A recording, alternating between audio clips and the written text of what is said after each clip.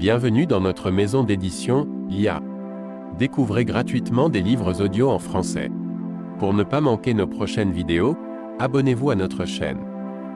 Critique de la raison pure par Emmanuel Kant lu par Liam Maloney. Pour améliorer votre expérience de lecture, vous pouvez activer le sous-titrage et ajuster la vitesse de lecture. Préface de la seconde édition, 1787. Appréciez si l'élaboration des connaissances relevant de l'activité de la raison emprunte ou non la voie sûre d'une science, cela se peut mener bien vite au vu du résultat obtenu. Quand, après de multiples dispositions et préparatifs, cette élaboration s'empêtre dans des difficultés aussitôt qu'elle touche au but, ou quand, pour atteindre ce but, il lui faut rebrousser chemin à maintes reprises et emprunter une autre voie, ou quand, de même, il apparaît impossible que différents collaborateurs se mettent d'accord sur la manière dont le but commun doit être poursuivi, et bien dans tous ces cas, on peut se convaincre qu'une telle étude n'a pas encore emprunté, tant s'en faut, la voie sûre d'une science, mais qu'elle relève du simple tâtonnement, et c'est déjà un mérite pour la raison que de découvrir, autant qu'il est possible, cette voie sûre, fallut-il pour cela abandonner comme vaines bien des dimensions de ce qui était contenu dans l'objectif que l'on s'était au départ fixé sans réflexion. Que la logique ait suivi cette voie sûre déjà depuis les temps les plus anciens, on peut le constater au fait que, depuis Aristote, elle n'a éprouvé le besoin de faire aucun pas en arrière, pour autant qu'on accepte de ne pas compter comme des améliorations la mise au rencard de quelques subtilités superflues ou une détermination plus claire de ce qu'elle expose,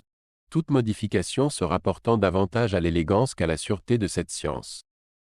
Encore doit-on remarquer que cette discipline n'a pu, jusqu'ici, faire non plus aucun pas en avant et qu'elle semble donc, selon toute apparence, être close et achevée. Et si quelques modernes pensèrent l'étendre en y incluant des chapitres, tantôt de psychologie, portant sur les diverses facultés de connaître, sur l'imagination, sur l'ingéniosité, tantôt de métaphysique, sur l'origine de la connaissance ou les divers types de certitudes en rapport à la diversité des objets, l'idéalisme, le scepticisme, etc. Tantôt d'anthropologie, sur les préjugés, leurs causes et leurs remèdes, cela prouve plutôt leur ignorance de la nature propre de cette science. C'est en effet non pas élargir, mais défigurer les sciences que de laisser leurs sphères empiéter les unes sur les autres, or les limites de la logique se fixent de façon tout à fait précise en ceci que l'objet de cette science est d'exposer en détail et de démontrer avec rigueur les seules règles formelles de toute pensée, que cette pensée soit a priori ou empirique, qu'elle ait telle ou telle origine ou tel objet. Qu'elle rencontre dans notre esprit des obstacles accidentels ou naturels. Si la logique a si bien réussi, elle ne doit cet avantage qu'à son champ d'application, lequel l'autorise et même l'oblige à faire abstraction de tous les objets de la connaissance et de leurs différences, de telle sorte qu'en elle l'entendement n'a donc affaire à rien d'autre qu'à lui-même et à sa forme. Il devrait être beaucoup plus difficile, naturellement, pour la raison d'emprunter la voie sûre de la science dès lors qu'il lui appartient de s'occuper, non pas simplement d'elle-même, mais aussi d'objets. De là vient aussi que la logique, en tant que propédeutique, ne constitue pour ainsi dire que le vestibule des sciences, et que, s'agissant de connaissances proprement dites, on présuppose certes une logique pour porter sur elles une appréciation. Mais on présuppose également que leur acquisition doit nécessairement être recherchée dans des sciences qui portent proprement et objectivement ce nom. Or, en tant que la raison doit participer de ces sciences, il faut que quelque chose y soit connu a priori, de telle sorte que la connaissance rationnelle peut se rapporter de deux manières à son objet.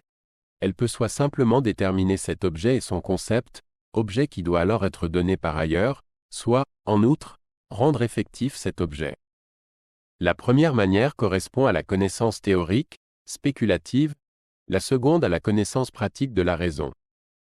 Dans l'une comme dans l'autre, la partie pure, à savoir la partie où la raison détermine entièrement a priori son objet, si vaste ou si restreint que puisse en être le contenu, doit être exposée en premier, isolément, et sans être mêlée à ce qui provient d'autres sources, car c'est mal gérer son affaire que de dépenser aveuglément ses revenus, sans être capable par la suite, quand on s'empêtre dans des difficultés, de distinguer quelle partie des dits revenus pourrait supporter la dépense et sur quelle partie il faut faire des coupes. Mathématiques et physique sont les deux connaissances théoriques de la raison qui doivent déterminer leur objet a priori, la première d'une façon entièrement pure, la seconde du moins en partie, mais ce faisant en tenant compte d'autres sources de connaissances que celles de la raison. La mathématique, depuis les temps les plus reculés où s'étend l'histoire de la raison humaine, a emprunté, chez l'admirable peuple grec, la voie sûre d'une science. Il ne semble simplement pas pensable qu'il lui ait été aussi facile qu'à la logique, science dans laquelle la raison n'a affaire qu'à elle-même, de découvrir cette voie royale, ou plutôt de se la frayer elle-même. Je suis plutôt porté à croire qu'avec elle on en est resté longtemps, notamment encore chez les Égyptiens, au tâtonnement et que sa transformation heureuse est à attribuer à la révolution qu'accomplit l'idée d'un seul homme, adoptant une démarche à partir de laquelle on ne pouvait plus manquer la direction à prendre et par laquelle la voie sûre d'une science se trouvait ouverte et tracée pour tous les temps et avec une portée infinie. L'histoire de cette révolution dans la façon de penser, qui fut beaucoup plus importante que la découverte de la voie maritime passant par le fameux Cap, et celle du bienheureux mortel qui l'accomplit ne nous ont pas été conservées.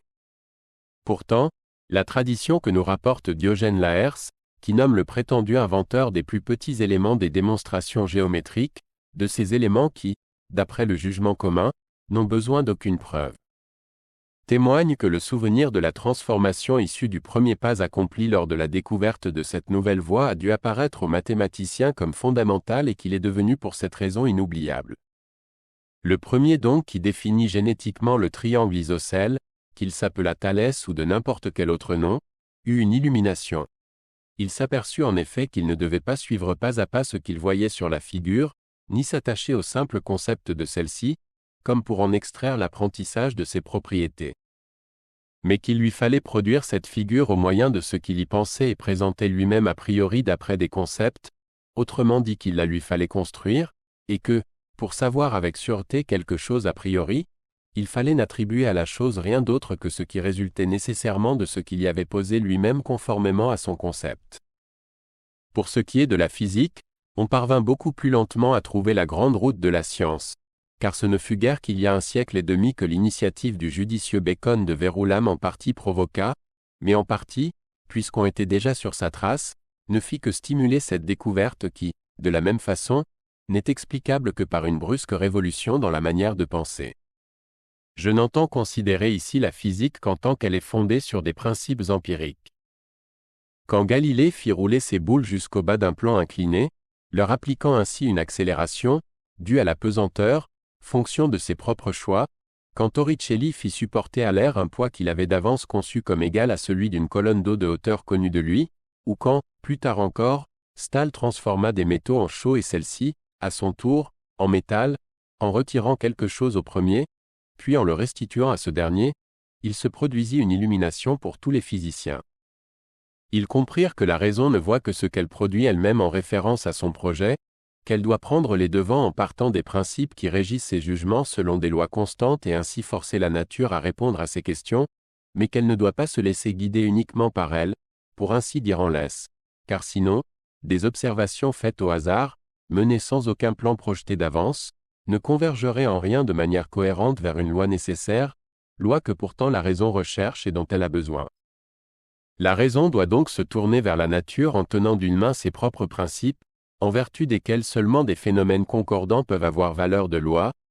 et de l'autre main l'expérimentation qu'elle a conçue d'après ces mêmes principes, tout ceci assurément en vue de recevoir les enseignements de cette nature, non pas toutefois à la façon d'un écolier qui se laisse enseigner tout ce que veut le maître, mais comme un juge dans l'exercice de ses fonctions, qui force les témoins à répondre aux questions qu'il leur soumet.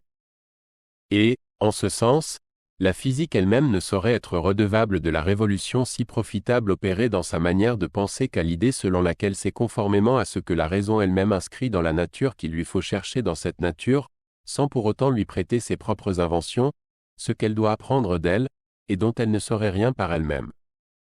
C'est en respectant cette démarche que la physique a été pour la première fois placée sur la voie sûre d'une science, alors que, pendant tant de siècles, elle n'avait été rien d'autre qu'un simple tâtonnement. En ce qui concerne la métaphysique, connaissance spéculative de la raison tout à fait distincte, connaissance qui entend se hisser entièrement au-dessus de l'enseignement de l'expérience, et cela à partir de simples concepts, et non pas, comme la mathématique, par application des concepts à l'intuition, et où, par conséquent, la raison doit elle-même être son propre élève, le destin n'a pas encore été jusqu'ici assez favorable pour qu'elle pût emprunter la voie sûre d'une science. bien qu'elle fût plus ancienne que toutes les autres sciences et qu'elle pût continuer d'exister quand bien même celles-ci devraient être toutes ensemble englouties entièrement dans le gouffre d'une barbarie capable de tout anéantir.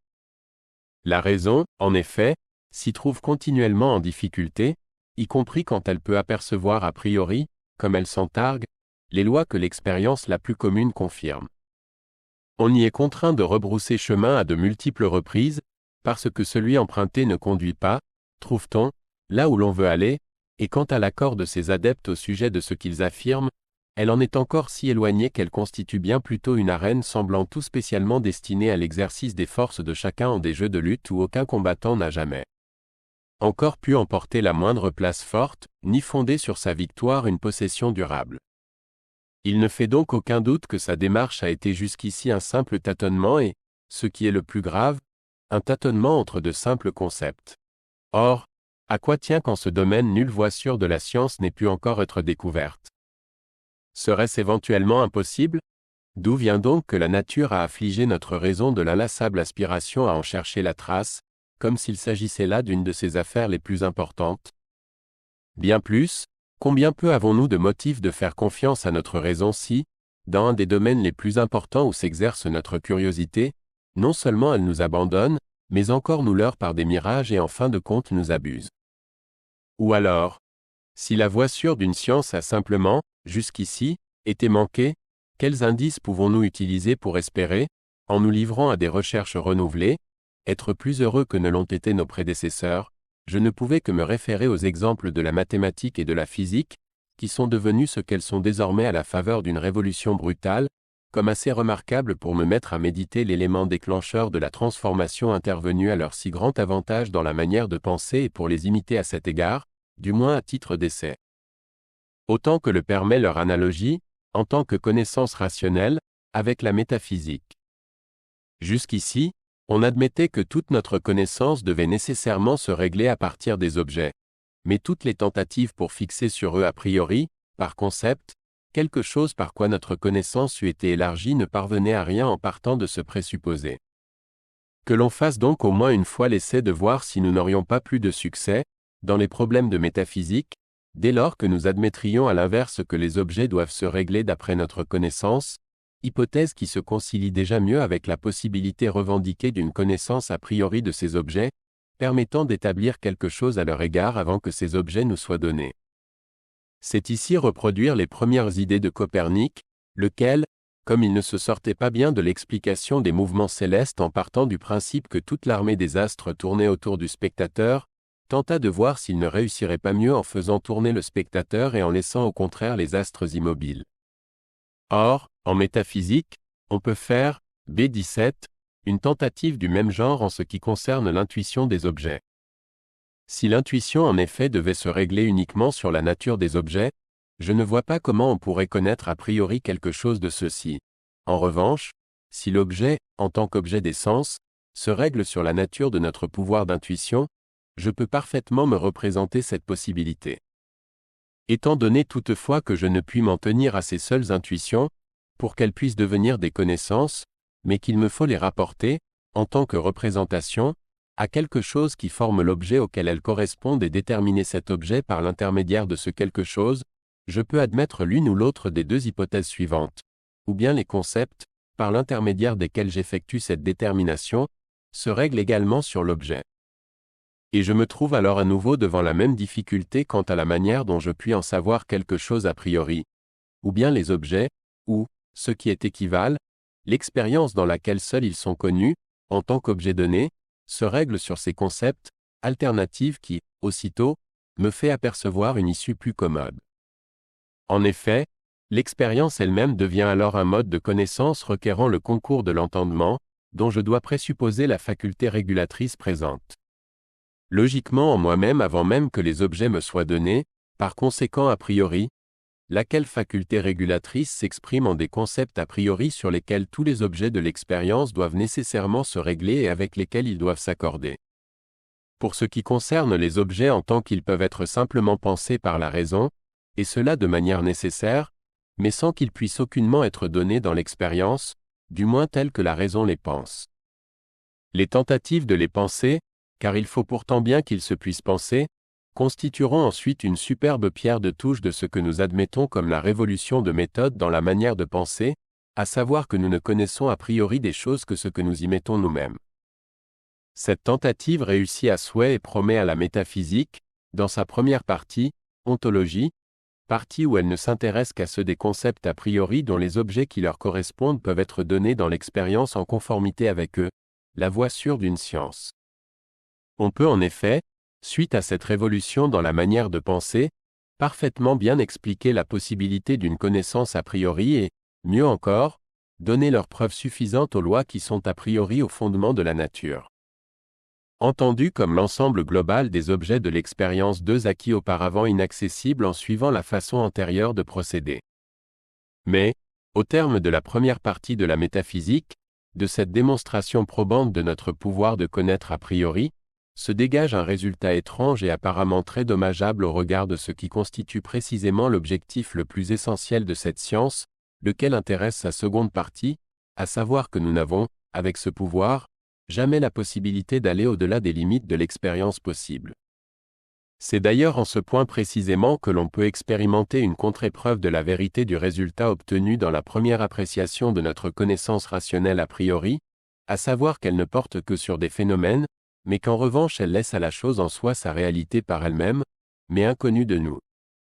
Car ce qui, immanquablement, nous pousse à aller au-delà des limites de l'expérience possible et de tous les phénomènes, c'est la recherche de l'inconditionné, dont la raison réclame nécessairement et de façon entièrement légitime la présence dans les choses en soi, faisant face à tout ce qui est conditionné, afin qu'ainsi la série des conditions soit close. Or, s'il apparaît qu'en admettant notre connaissance d'expérience réglée sur les choses en tant que choses en soi, l'inconditionné ne peut alors nullement être pensé sans contradiction. Que bien au contraire, à supposer qu'en admettant que notre représentation des choses, telles qu'elles nous sont données, soit réglée non pas sur celles-ci en tant que choses en soi, mais que ce sont les objets, leur apparition en tant que phénomène, qui se règlent sur notre mode de représentation, la contradiction disparaît, à supposer, par voie de conséquence, que l'inconditionné ne devrait pas être trouvé dans les choses en tant que nous les connaissons, telles qu'elles nous sont données, mais en tant que nous ne les connaissons pas, comme choses en soi. Alors, on tiendra pour fonder ce qu'au point de départ nous n'avions admis qu'à titre d'essai. Cela étant, une fois que nous aurons dénié à la raison spéculative qu'elle puisse envisager aucun progrès dans ce champ du suprasensible, il nous restera encore à rechercher s'il ne se trouve pas, dans le domaine de sa connaissance pratique, des données propres à déterminer ce concept transcendant de la raison qu'est l'inconditionné,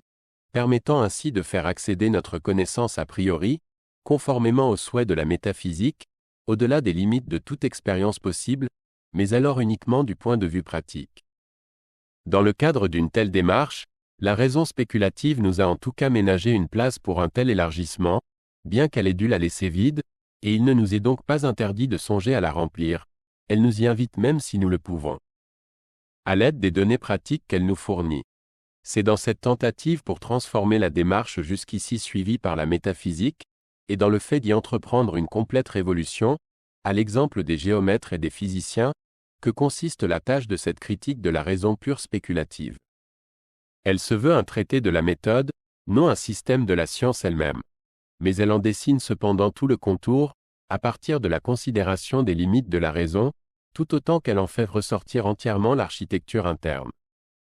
En effet, la raison pure spéculative possède en soi une spécificité. Elle peut et doit mesurer son propre pouvoir au regard des diverses façons dont elle se choisit des objets de pensée, procéder même à un dénombrement complet des différentes manières de se poser des problèmes, et ainsi esquisser tout le plan d'un système de métaphysique. Cela parce que, pour ce qui concerne le premier point, dans la connaissance a priori, rien ne peut être attribué aux objets que ce que le sujet pensant tire de lui-même, et parce que, pour ce qui touche au second, la raison pure spéculative constitue,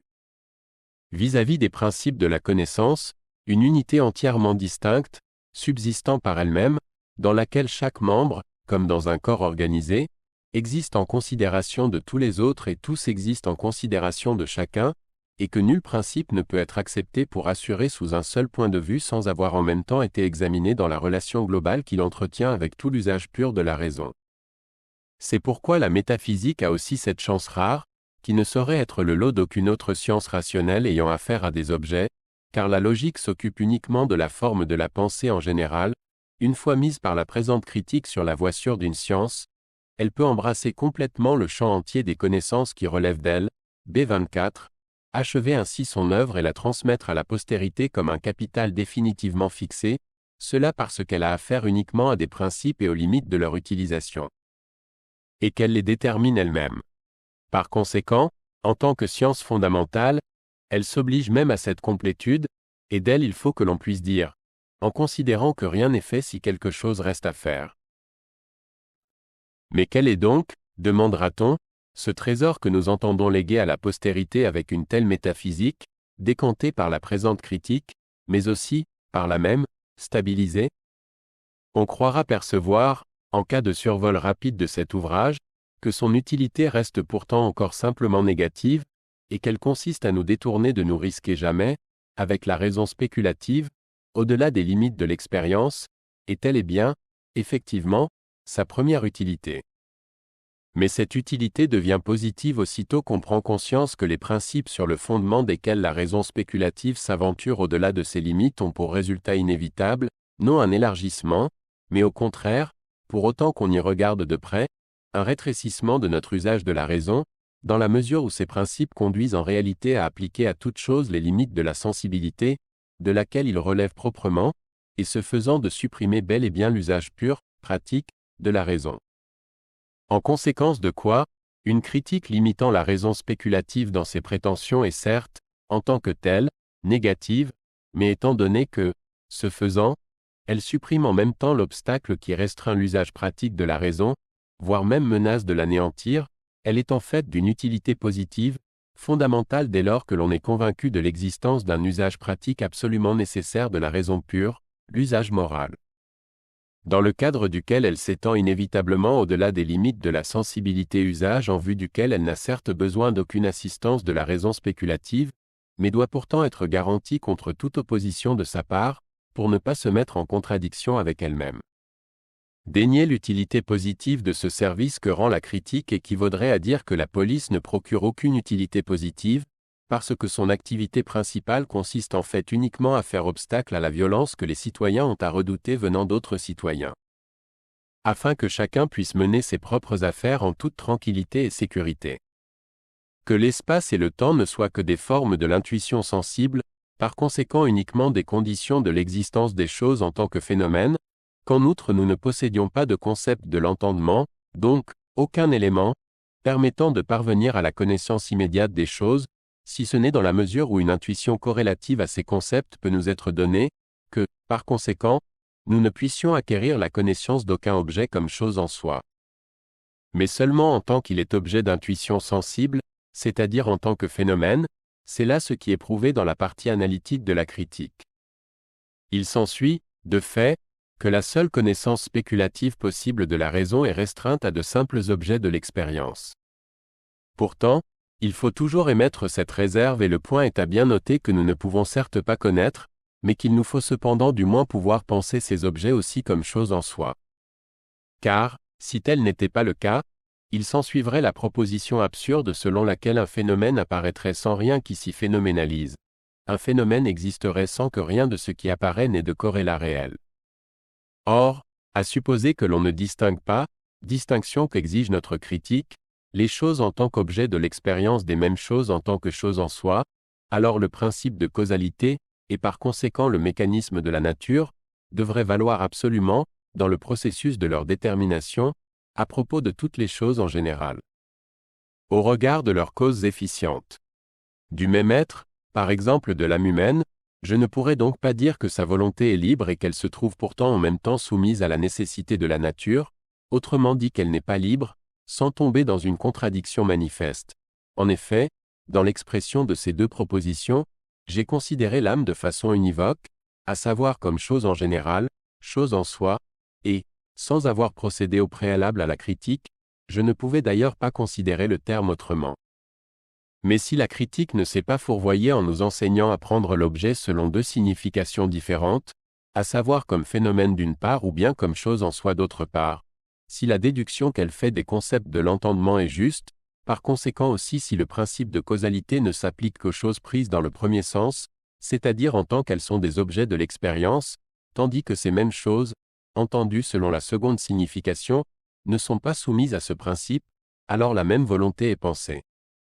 Dans le phénomène, l'action visible, comme se conformant avec nécessité à la loi de la nature et, en tant que telle, comme non libre, et cependant, d'un autre côté, comme appartenant à une chose en soi, par conséquent comme libre, sans que survienne là une contradiction.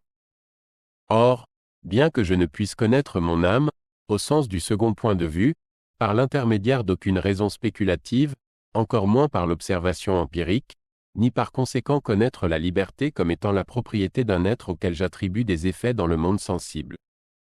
Cela parce qu'il me faudrait alors connaître un tel être de manière déterminée en son existence sans que ce soit pourtant dans le temps, ce qui est impossible dans la mesure où je ne peux apposer à mon concept aucune intuition. J'ai néanmoins la possibilité de penser la liberté, autrement dit d'affirmer que la représentation de ce concept ne contient du moins en elle aucune contradiction, pour autant qu'entre en jeu notre distinction critique entre les deux types de représentation, la représentation sensible et la représentation intellectuelle.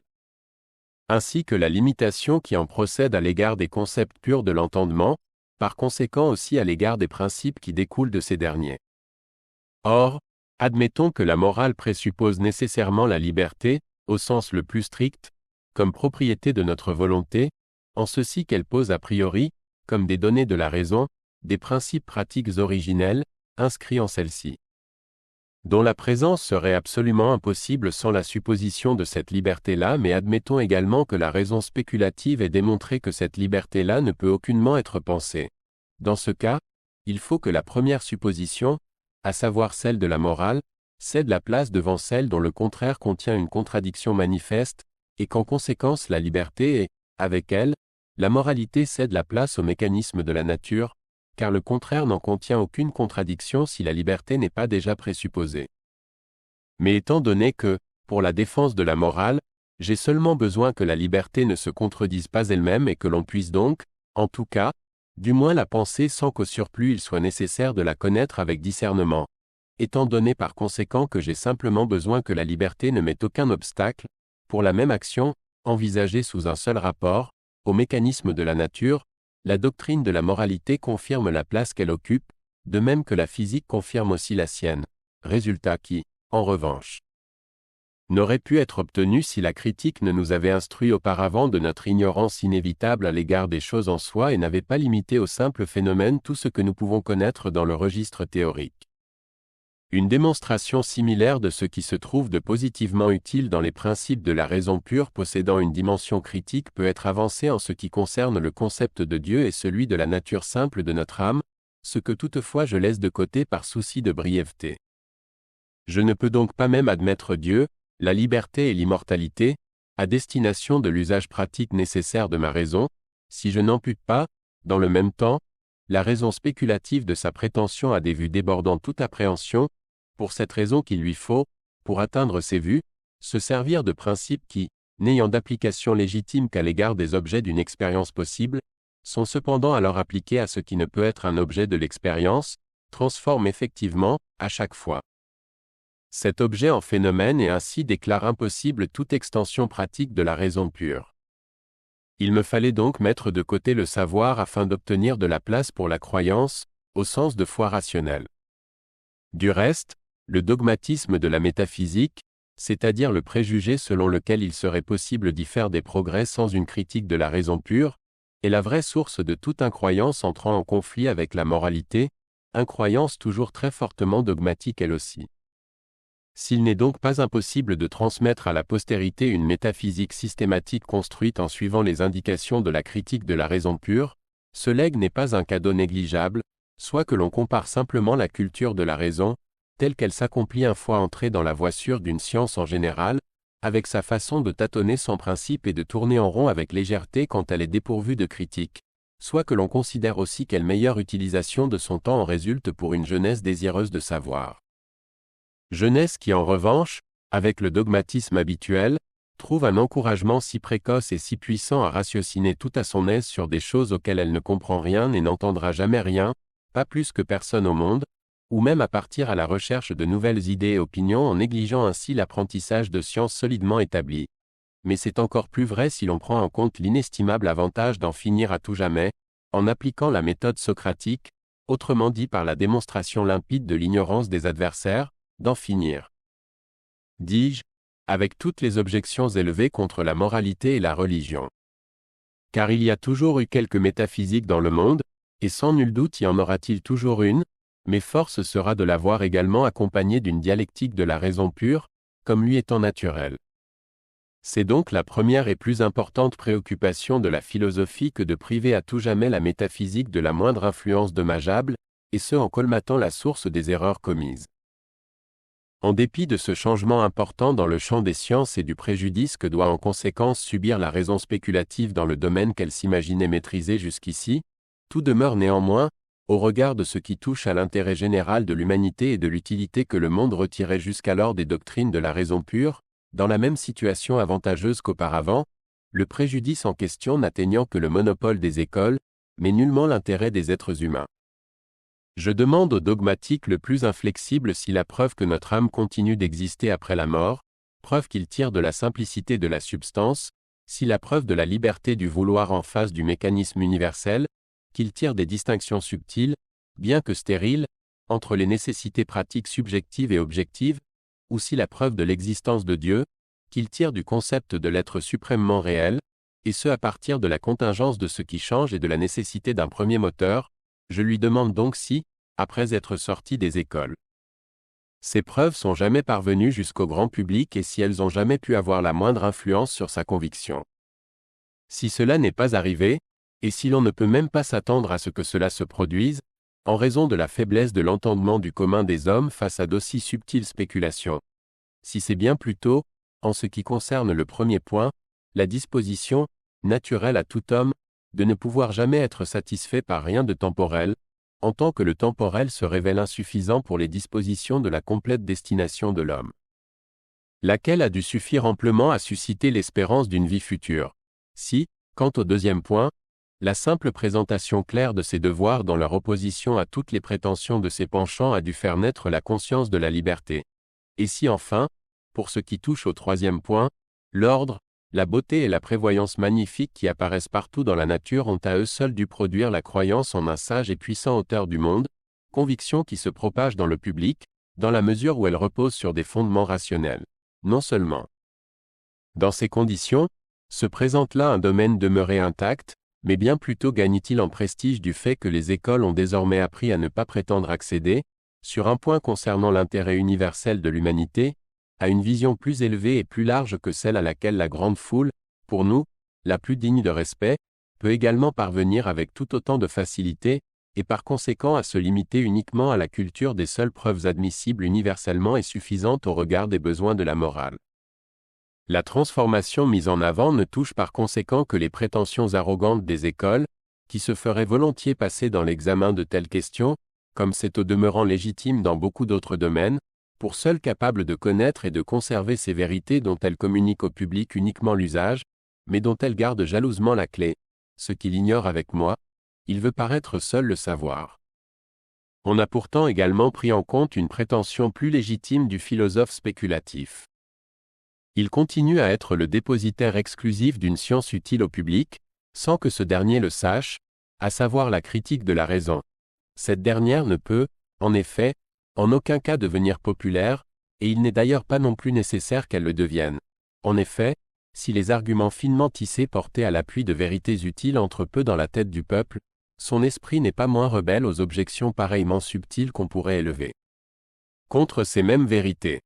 En revanche, parce que l'école, de même que tout homme s'élevant à la spéculation, s'engage inévitablement dans ses arguments comme dans ses objections, la critique se doit, par l'examen approfondi des droits de la raison spéculative, de prévenir une fois pour toutes le scandale que doivent causer tôt ou tard, y compris pour le peuple, les conflits dans lesquels s'empêtrent inévitablement les métaphysiciens, et, comme tels, finalement aussi les théologiens, quand ils procèdent sans critique, et qui viennent même ensuite fausser leur doctrine. Cette critique seule peut éradiquer le matérialisme, le fatalisme, l'athéisme, l'incroyance des libres penseurs, l'exaltation de l'esprit, Schwärmerei, et la superstition, tous excès qui peuvent être universellement dommageables, mais aussi l'idéalisme et le scepticisme, plus dangereux pour les écoles, mais qui ne peuvent que difficilement passer dans le public. Si des gouvernements trouvent bon de s'impliquer dans les affaires des savants, alors favoriser la liberté d'une telle critique par laquelle seul peut être établi sur un socle solide ce que la raison élabore, serait beaucoup plus conforme à leur sage sollicitude pour les sciences comme pour les hommes, que de soutenir le ridicule despotisme des écoles, qui crient vigoureusement au danger pour la collectivité dès lors que l'on déchire leur toile d'araignée, dont le public n'a pourtant jamais pris connaissance et dont il ne peut par conséquent pas davantage ressentir la perte. La critique n'est pas opposée à la démarche dogmatique qu'adopte la raison dans sa connaissance pure considérée comme science, car cette dernière doit toujours être dogmatique, c'est-à-dire procéder de manière rigoureusement démonstrative à partir de principes a priori avérés,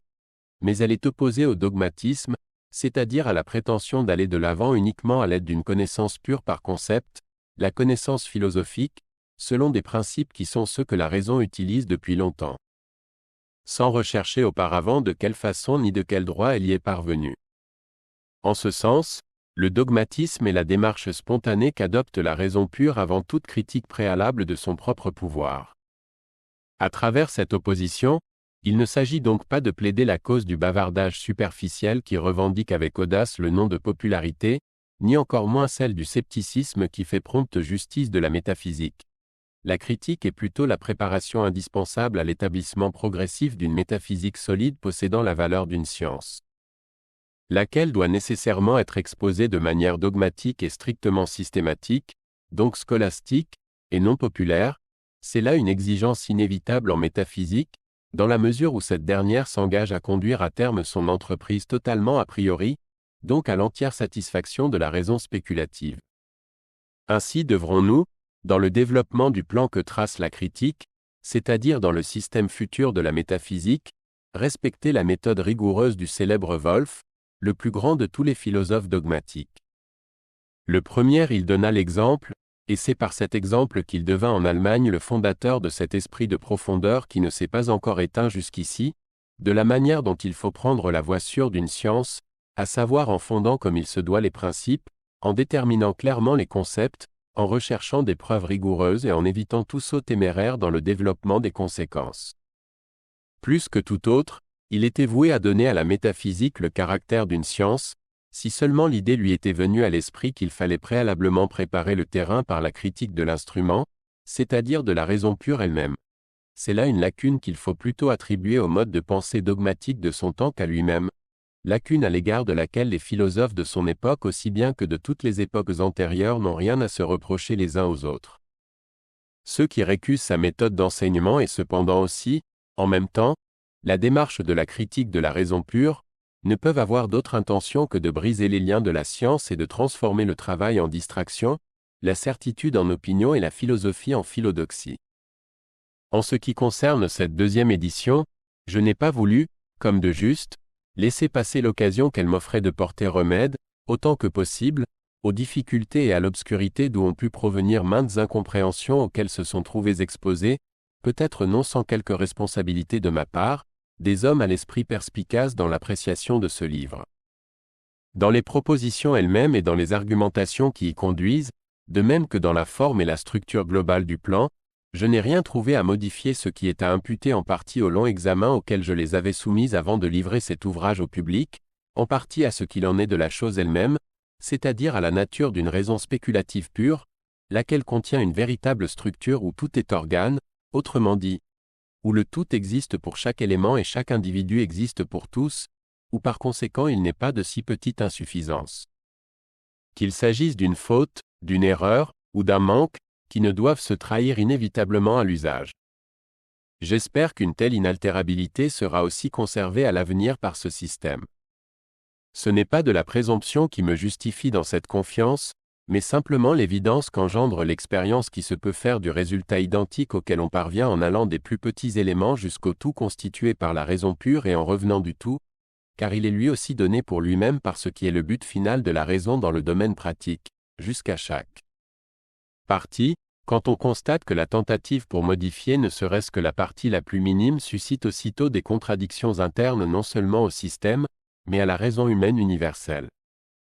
C'est uniquement dans la présentation qu'il reste encore beaucoup à faire, et j'ai essayé dans cette édition d'apporter des améliorations portant remède à l'incompréhension suscitée par l'esthétique, notamment celle qui s'est introduite dans le concept du temps, à l'obscurité de la déduction des concepts de l'entendement. Au prétendu manque d'évidence suffisante dans les preuves des principes de l'entendement pur, enfin à l'interprétation erronée des paralogismes objectés à la psychologie rationnelle. C'est jusqu'en ce point, savoir uniquement jusqu'à la fin du premier chapitre de la dialectique transcendantale, mais pas plus loin, que s'étendent les changements que j'ai apportés dans le mode de présentation, parce que le temps m'était trop compté et qu'à propos de la suite aucun malentendu n'était parvenu à ma connaissance de la part de personnes ayant examiné l'ouvrage avec compétence et impartialité. Lesquelles personnes, sans même qu'il me faille les nommer en leur décernant les louanges qu'elles méritent, se rendront compte d'elles-mêmes, aux endroits correspondant à leurs observations, de la façon dont je les ai prises en considération. Cela étant, à ce travail de correction, se relie pour le lecteur une légère perte, que l'on ne pouvait éviter sauf à rendre le livre vraiment trop volumineux. Divers éléments, qui certes n'appartiennent pas de façon essentielle à l'intégrité du tout. Mais dont plus d'un lecteur pourrait cependant regretter d'être privé dans la mesure où ils pouvaient être utiles d'un autre point de vue, ont dû être laissés de côté ou exposés plus brièvement pour ménager de la place à la présentation que j'adopte et dont j'espère qu'elle sera maintenant plus compréhensible. Cette présentation nouvelle ne modifie absolument rien quant au fond, en ce qui concerne les propositions et même leurs démonstrations, mais cependant, dans la méthode de l'exposé, elle diffère ici ou là tellement de la précédente qu'elle ne se pouvait mettre en œuvre en l'y intercalant. Cette légère perte, qui peut au reste, selon le souhait de chacun, être réparée en procédant par comparaison avec la première édition, est largement compensée, je l'espère, par la meilleure compréhensibilité. J'ai perçu avec une satisfaction reconnaissante, dans plusieurs écrits publiés, d'une part à l'occasion de la recension de divers livres, d'autre part dans des traités particuliers, que l'esprit de profondeur n'est pas mort en Allemagne, mais qu'il n'y a été étouffé que sur une brève période par le ton devenu à la mode d'une liberté de pensée cultivant l'allure du génie. Et que les épineux sentiers de la critique, qui conduisent à une science de la raison pure dont la démarche conserve un caractère scolastique, mais qui, comme telle seulement, peut être durable et correspond par conséquent à une extrême nécessité, n'ont pas empêché les esprits courageux et clairs de la maîtriser. À ces hommes de mérite, qui associent de façon si heureuse, à la profondeur de vue, le talent d'une présentation lumineuse, talent qui pour ma part m'est inconnu, je laisse le soin d'achever mon ouvrage, qui reste encore imparfait, ici ou là, sous ce dernier rapport. Car le danger, dans ce cas, n'est pas d'être réfuté, mais bien de n'être point compris. De mon côté, je ne peux dorénavant m'engager dans ces controverses, même si je m'attache à être scrupuleusement attentif à tout ce qui me sera signalé, que ce soit par des amis ou par des adversaires, afin d'en faire usage dans la mise en œuvre future du système qui viendra trouver place conformément à cette propédeutique. Étant donné que, au terme de ces travaux, je suis déjà parvenu à un âge assez avancé, en entrant, ce mois-ci, dans ma 74e année,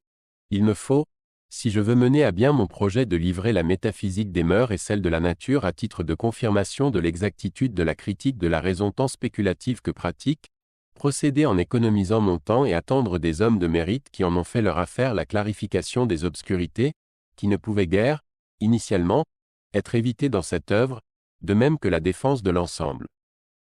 Il y a toujours certains endroits où un exposé philosophique est vulnérable, car il ne peut s'avancer aussi solidement cuirassé que l'exposé mathématique, quand bien même la structure du système, envisagée comme une unité, ne saurait courir en cela le moindre danger tant il est vrai que, pour une vue d'ensemble du système, lorsqu'il est nouveau, peu de personnes seulement disposent de l'agilité d'esprit requise, mais moins nombreuses encore en ont envie, parce que toute nouveauté leur est désagréable. Aussi des contradictions apparentes peuvent-elles être débusquées en tout écrit, quand on compare les uns aux autres divers passages que l'on isole de leur contexte, notamment si le discours s'y développe librement, et ces contradictions apparentes projettent un jour défavorable sur cet écrit, aux yeux de celui qui s'en remet à l'appréciation d'autrui alors que, pour celui qui a acquis une maîtrise de l'idée dans sa totalité, elles sont très faciles à résoudre. Cependant, si une théorie possède en soi de la consistance, la façon dont elle suscite action et réaction, par quoi, initialement, elle se trouvait menacée d'un grand danger, sert uniquement, avec le temps, à en polir les aspérités, et si les hommes capables d'impartialité, d'intelligence et d'une vraie popularité s'en préoccupe, elle contribue à lui procurer même, rapidement, l'élégance requise. Cliquez sur I, en haut à droite de votre écran pour choisir le livre audio que vous aimeriez découvrir. Si cette vidéo vous a plu, vous pouvez mettre un « j'aime » et la partager à vos amis. Par ailleurs, visitez notre bibliothèque sur audible.fr pour explorer notre vaste sélection de livres audio réalisés par IA.